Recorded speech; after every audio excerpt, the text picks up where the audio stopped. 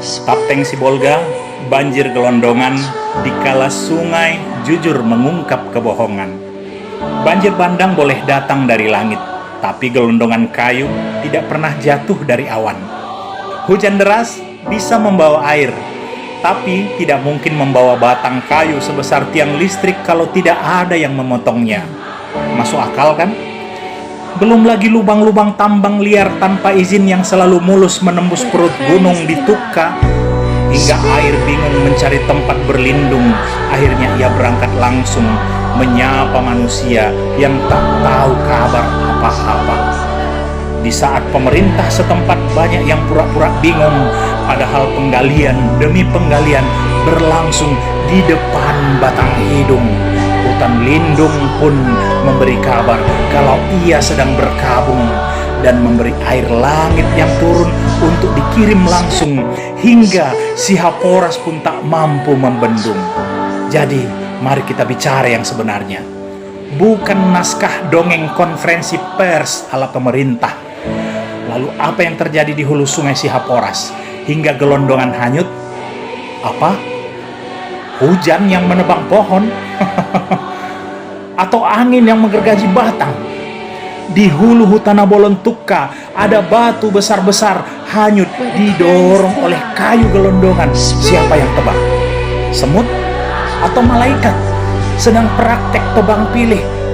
Di hulu sungai Pinangsori menghanyutkan gelondongan. Gelondongan itu bukan ranting kecil, bukan sampah rumah tangga. Itu batang pohon yang memerlukan gergaji mesin, memerlukan izin, dan memerlukan titik-titik. Ya, Anda tahu apa lanjutannya?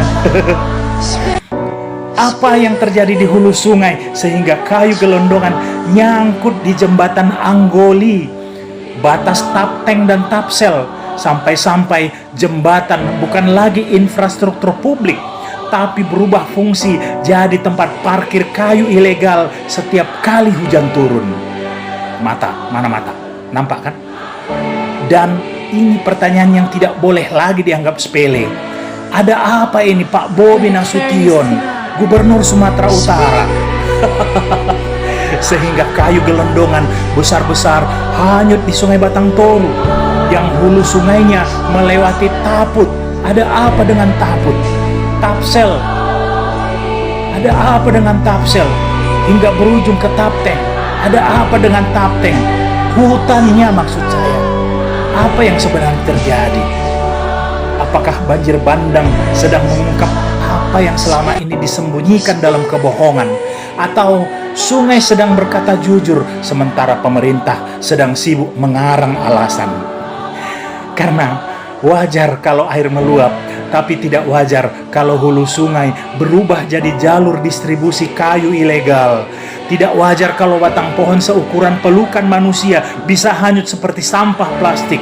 Tidak wajar kalau bencana justru membuka buku besar perusakan hutan yang selama ini ditutupi rapi lagi-lagi dengan kebohongan. Lucu ya, setiap kali banjir pemerintah menyalahkan cuaca ekstrim. Tapi kayu gelondongan yang hanyut ini mau disalahkan ke siapa? Ke hujan? Ke badai? Ke Tuhan? Tuhan pula mau kalian salahkan.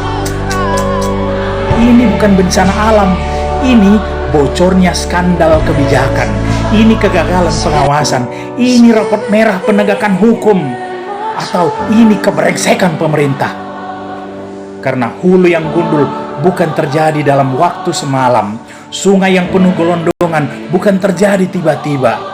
Dan banjir bandang kali ini seperti berkata, selama ini kalian tutup mata. Sekarang lihatlah sendiri apa yang kalian biarkan terjadi. Sibolga Tapteng tidak hanya kebanjiran air, tapi kebanjiran bukti pemerintah yang abai. Dan jika gelondongan sebesar itu bisa hanyut, maka sejujurnya yang hanyut bukan cuma pohon, tapi wibawa pemerintah. Sampai sini kalian paham? Mengartinya muna, biar tuh si amuna do. Oh di sana, Horas.